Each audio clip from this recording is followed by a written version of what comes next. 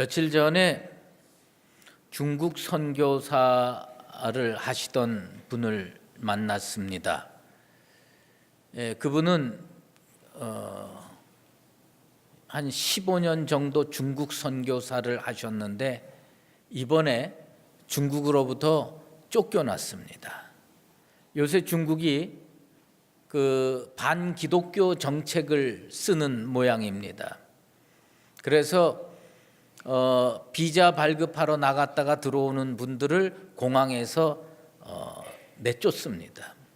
그리고 기존에 있는 기한이 남아 있는 분들에게도 이 통장까지 다 차단시켜 가지고 더 이상 중국에서 선교할 수 없도록, 더 이상 중국에서 예수 전파하지 못하도록 아주 원천적으로 차단해서 내쫓는 정책을 쓰고 있습니다.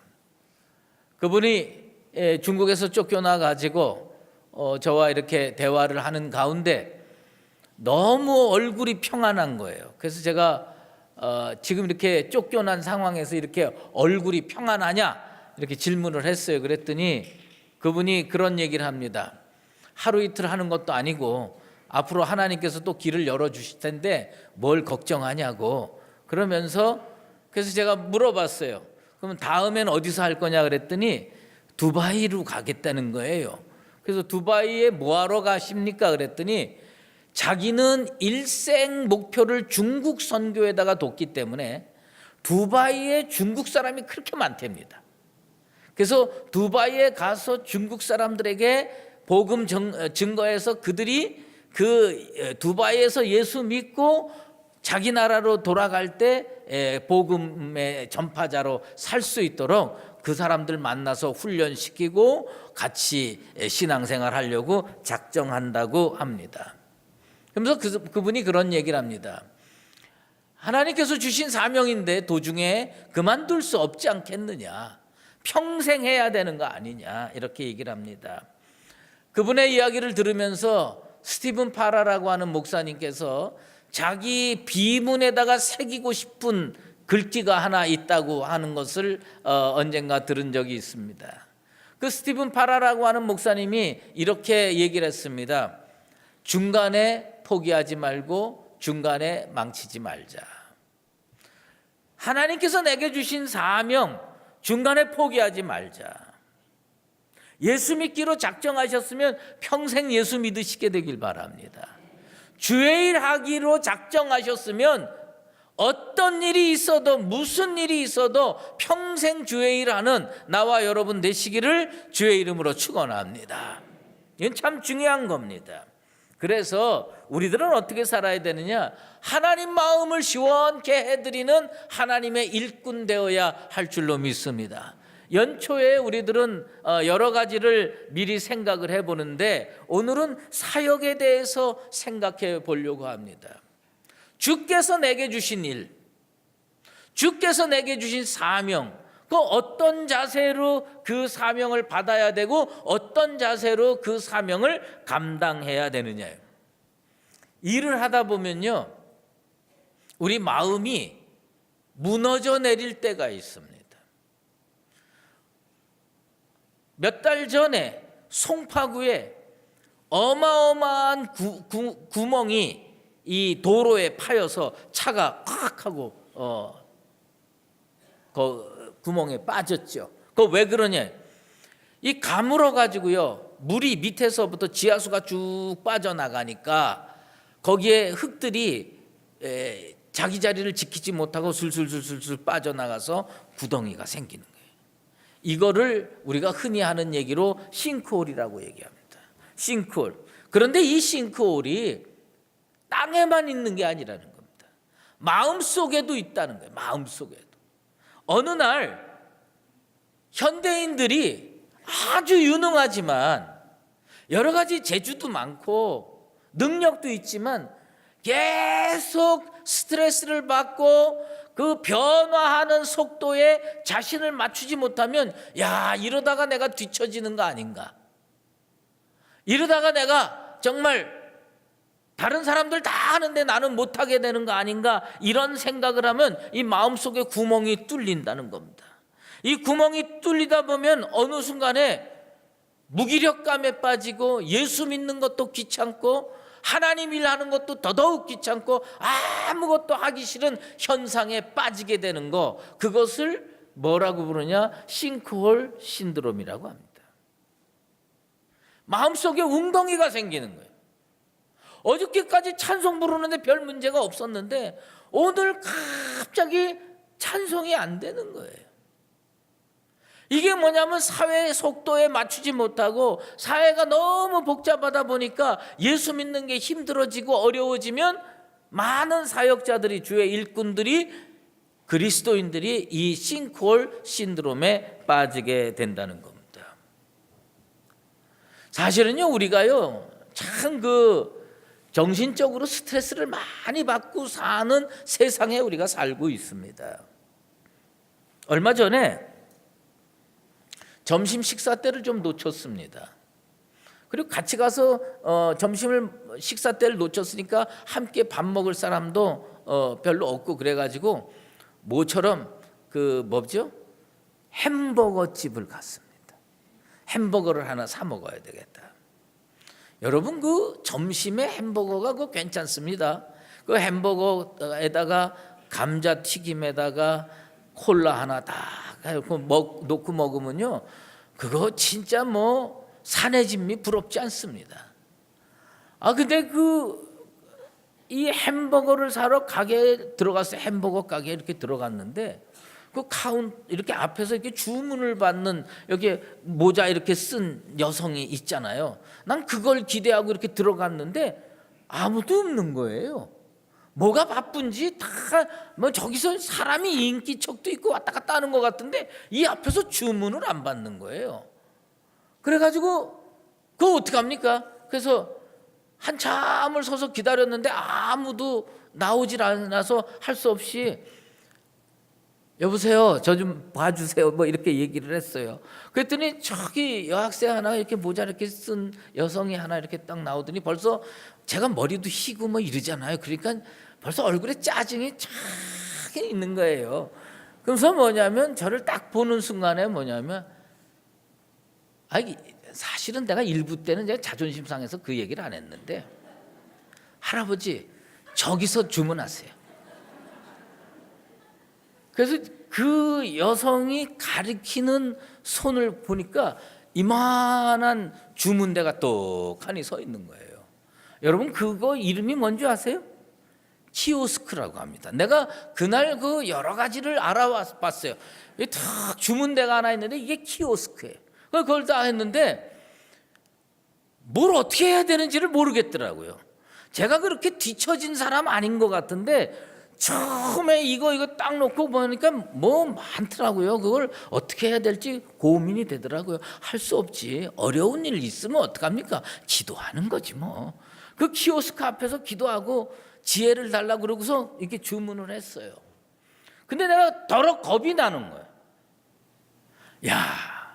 이러다가 나중에 동해 가서 주민등록 등본도 못 띄는 거 아닐까? 이러다가 은행에 가가지고 예금도 못 찾는 거 아닐까? 세상은 그냥 빠르게 변하고 있는데 우리들은 너무 뒤처지는 것 같은 느낌이 있으니까 어느 순간에 그런 일이 생기면 다른 사람한테 시키고 싶은 거예요. 그런 일이 생기면 다른 사람한테 부탁하고 싶은 거예요. 근데 남자들이요, 부인한테 그런 거 부탁하는 게 뭐냐면 못해서 그런 겁니다.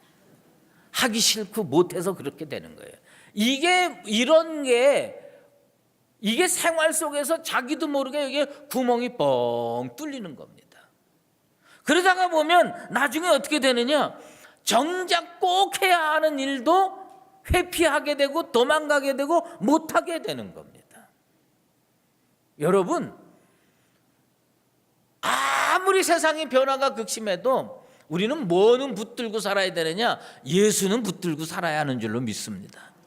예수는 꼭 붙들고요, 예수 믿는 거를 남한테 맡기지 마세요. 예수 믿는 건 자기가 해결해야 돼요. 예수 믿는 거는 교회도 내 발로 가고, 제발 부탁인데 마누라 치마폭 붙들고 교회 오지 마세요. 자기가 와야 돼요. 나중에 천국 마누라 치마폭 붙들고 못 갑니다. 천국 내 발로 가야 됩니다. 그러니까 기도도 내가 하고 찬송도 내가 하고, 예수 누가 믿느냐? 내가 믿는 거예요. 혹시 주민등록 등본은 다른 사람한테 맡길지 몰라도 예수는 누가 믿어야 되느냐? 내가 믿어야 돼. 주의 일 누가 해야 되느냐? 내가 해야 되는 겁니다. 난 우리 강북제일교회 성도들은 하나님께서 맡기시는 일은 자기가 스스로 할 줄 아는 독립성 있는 믿음의 사람들 되기를 주의 이름으로 축원합니다. 오늘 이 본문을 보면요, 예수님께서 네 제자를 부르십니다. 베드로, 안드레, 야고보, 요한 4명의 제자를 부르시는 장면입니다. 그런데 이 4명의 제자를 부르시기 전에 우리 주님이 뭘 하셨느냐? 그 사람들을 유심히 보십니다. 인간이 하나님으로부터 받을 수 있는 최고의 복이 어떻게 시작되는 줄 아십니까? 축복이 어떻게 시작되나? 은혜가 어떻게 시작되나? 예수님이 날 보면 됩니다.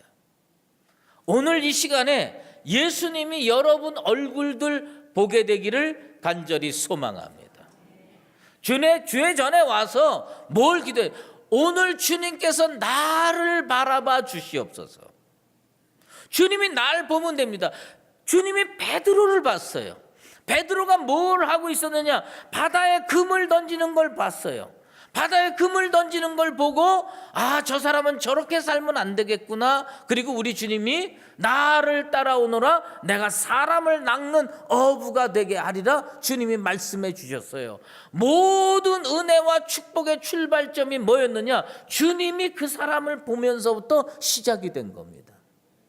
오늘 성령께서 여러분을 보시게 되길 바라고, 강림하신 주님께서 여러분을 보시게 되길 바랍니다.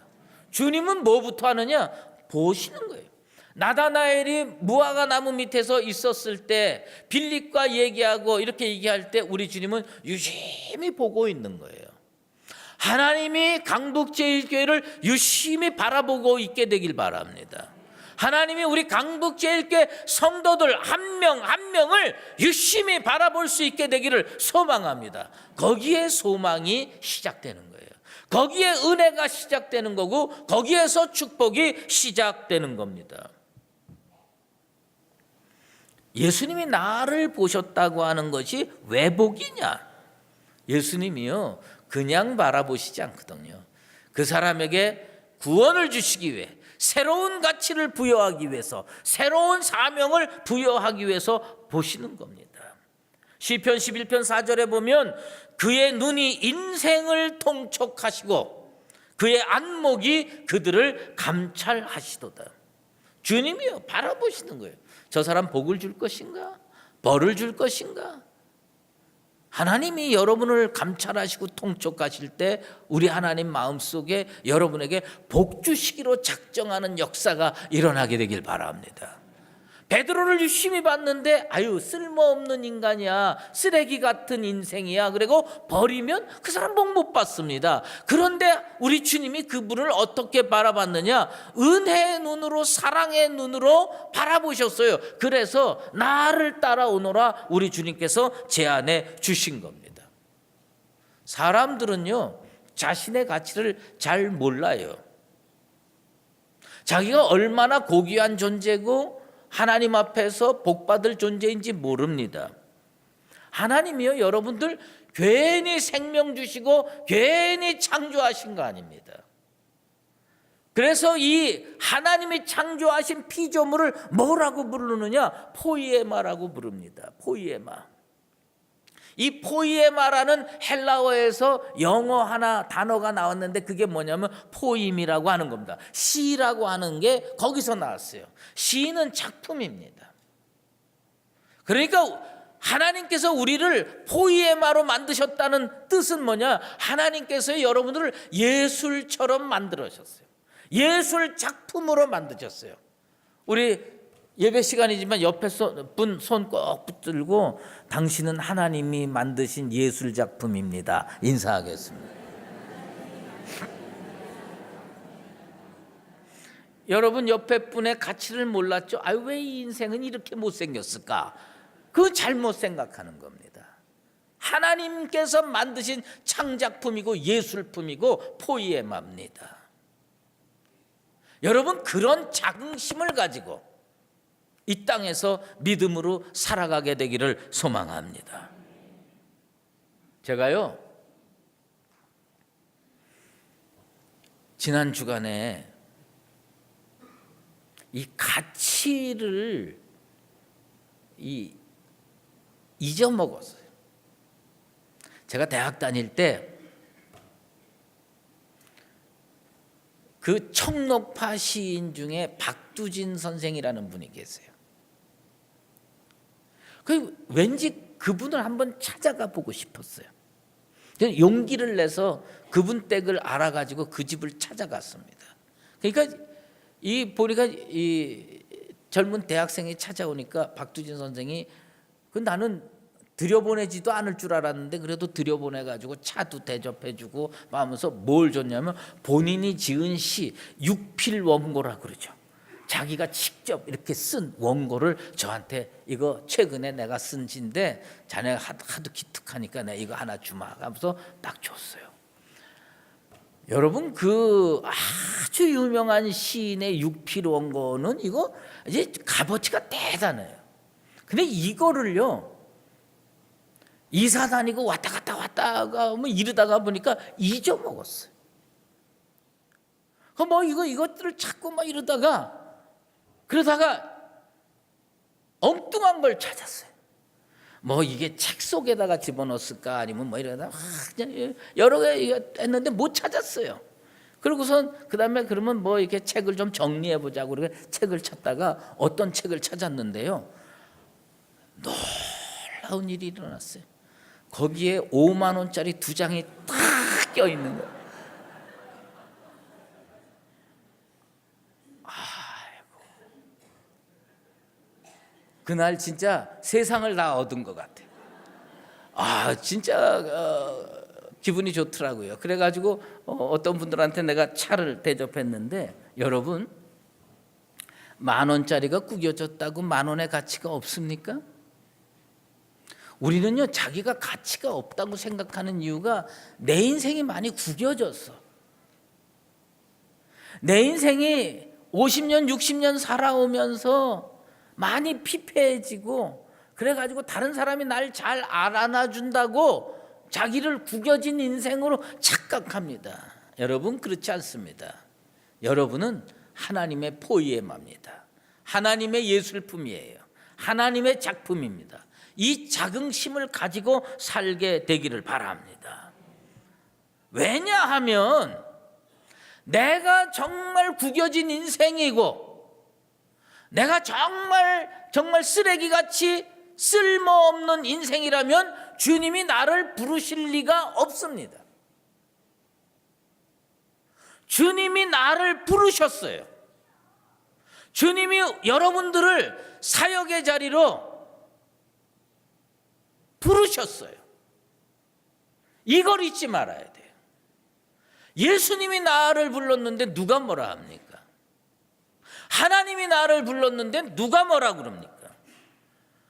이 구겨진 인생과 같은 베드로가 뭘 했냐? 평생을 갈릴리 바다에서 금을 던져가지고 고기 잡았는데, 여러분, 나중에 갈릴리 호수에 가서 음식점에 가면요, 베드로 고기라는 걸, 베드로 고기를 꼭 한 끼 먹습니다.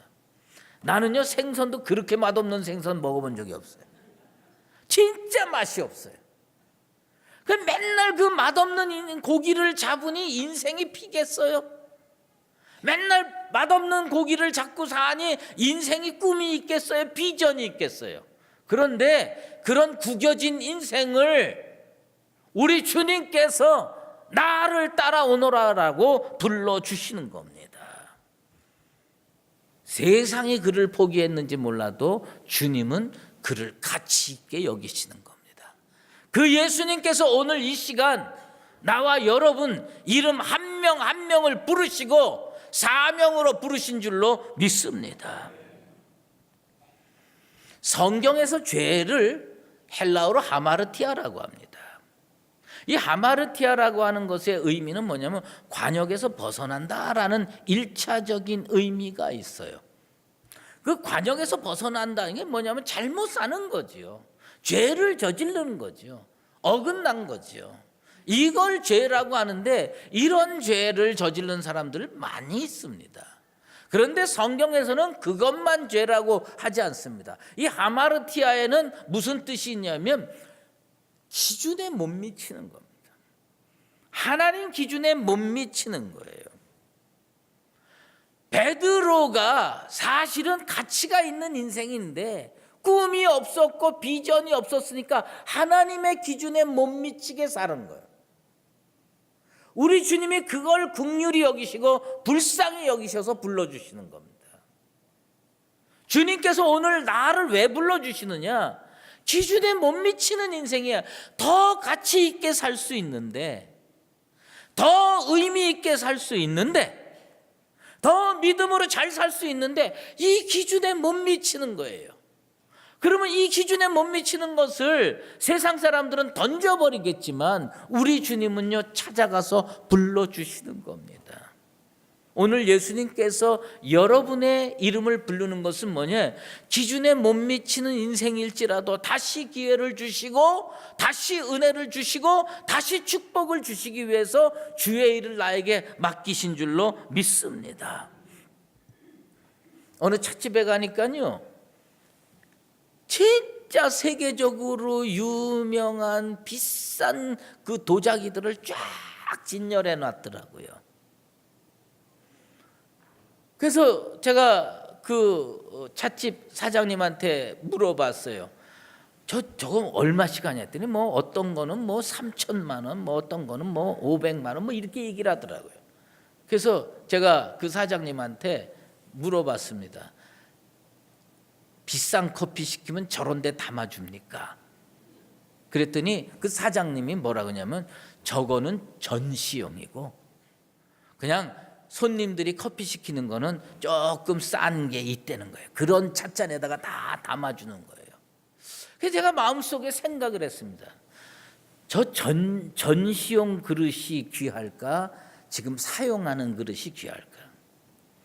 도자기는 전시용 그릇이 귀할지 모르지만 그리스도인은 그렇지 않습니다. 그리스도인은 어떤 사람이 귀하냐? 전시용으로 아무 일도 안 하고 아무 주님께 영광도 못 올리고 그런 사람이 절대로 귀하지 않습니다. 주님 앞에는 어떤 사람이 귀하느냐? 지금 막사발 같아도 사용하시는 주님이 사용하시는 사람이 하나님 앞에서 귀한 사람인 줄로 믿습니다. 여러분들이 지금 예배에 나와 있는 거 이거 지금 주님이 사용하시는 겁니다. 여러분이 혹시 가끔 가다가 봉사하는 거 지금 주님이 사용하시는 겁니다. 사실은요 베드로는요 본차이나 같은 비싼 그릇은 아니었어요. 어떻게 보면요 막사발 같은 인생이었어요. 그런데 주님이 매일 사용하시니까 진짜 하나님 앞에서 빛나는 인생이 됐습니다. 하나님이 왜 나에게 이렇게 사역을 맡기시느냐? 비록 막사발 같은 인생이지만 자주 사용하여서 빛나게 만들려고 우리 하나님이 기회 주신 줄로 믿습니다. 이것을 우리는 기억하고 살아야 됩니다. 그래서 우리는 이제 어떻게 살아야 되느냐? 지금 보면 우리 주님께서 나를 따라오너라 너희를 사람 낚는 어부가 되게 하리라 주님께서 말씀해 주셨어요. 이것의 의미는 뭔지 아십니까? 베드로는요 지금까지 단 한 번도 빛나 본 적이 없습니다. 베드로는 지금까지 단 한 번 기적을 베풀어 본 적도 없고 남 앞에서 설교해 본 적도 없고 진짜 하나님 앞에서 올바른 열매를 맺어 본 적도 없는 인생이에요. 그런데 우리 주님께서 주시는 이 일을 자기 일로 딱 맞으니까 어떻게 되냐? 인생이 빛나기 시작하는 거예요. 인생이 가치 있기 시작하는 거예요. 인생이 영광스러워지기 시작하는 겁니다.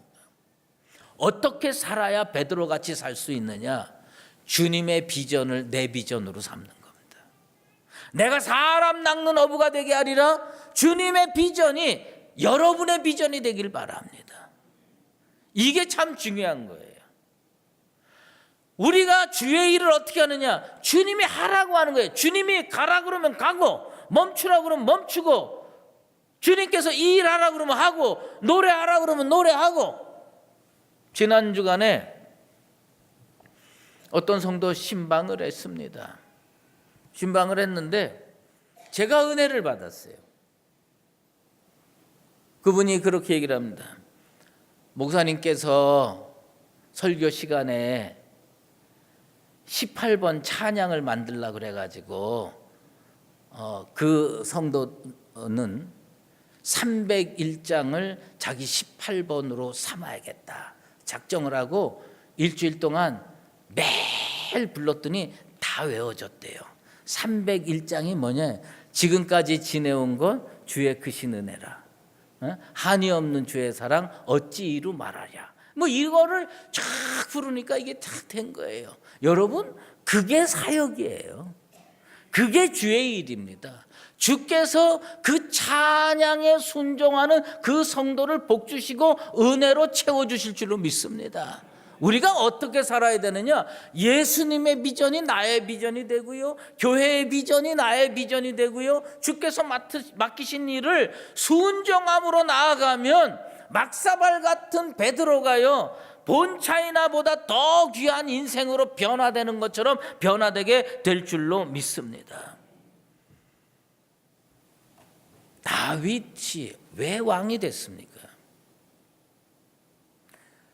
사무엘이 어느 날 이새의 집의 아들에게 기름 부어서 왕을 삼으려고 그 집을 방문했습니다. 이새가요, 자기 눈에 볼 때 가치 있는 인생, 자기 눈에 볼 때 자격 있는 인생을 7명을 뽑았습니다. 8명이 있었는데 7명을 뽑았습니다. 그리고 쫙 전시를 했습니다. 첫째부터 7째까지 쫙 전시를 하고서 내 아들이 이 정도입니다. 내 아들들이 이만큼 잘났습니다. 그러니까 하나님께서 우리 집에 기름 부으러 사무엘 선지자를 보내셨죠. 사무엘 선지자가 첫째 딱 보니까 사무엘 선지자가 이 정도면 왕 될 만한 가치가 있다고 기름 부으려니까 하나님께서 아니다, 내가 버렸다. 첫째, 둘째 해서 7째까지 다 탈락했어요. 아니, 분명히 이 집에 왕 될 만한 사람이 있다고 했는데 어디 갔을까? 그래서 사무엘 선지자가 이새에게 질문합니다. 아들이 이게 전부 답니까? 하나 있긴 한데 그 아버지 눈에는요, 전시형 본차이나가 아니었어요.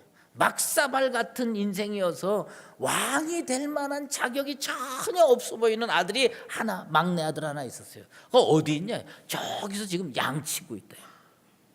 아버지 눈에는 이 아들이 왕감이야. 아버지 눈에는 이 아들들이 훨씬 더 잘났어. 하나님의 눈에는 저 아들이 왕감이야. 그래서 사무엘 선지자가 불러다가 그 머리에다가 기름을 부었습니다. 전시용 인생에 소망이 있는 거 아닙니다. 주께서 택해서 일 맡기시는 사람에게 소망이 있는 겁니다. 올해도 나를 찾아오셔서 나를 따라오너라 말씀해 주시고 사람 낚는 어부가 되리라 이렇게 말씀해 주신 우리 주님께서 오늘 나를 사용해 주시기를 원하십니다. 여러분, 이 확신을 가지시고 전시용 인생으로 살지 마시고, 비록 막사발 같지만 오늘 주님이 사용하실 때 자기를 내어드리는 그 충성을 통해서 베드로처럼 빛나는 축복의 인생으로 살아가시게 되기를 예수 그리스도의 이름으로 축원합니다. 기도하겠습니다. 하나님 아버지, 감사합니다.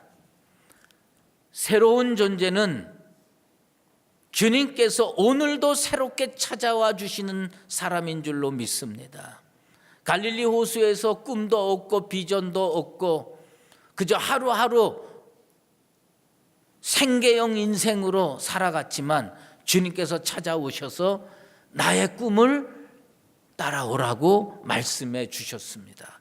예수님의 꿈이 내 꿈이 되게 도와주시고 예수님의 비전이 나의 비전이 되어 주셔서 막사발 같은 인생이 본 차이나보다 훨씬 더 가치 있는 인생으로 변화될 수 있도록 이 시간에 축복하여 주시옵소서.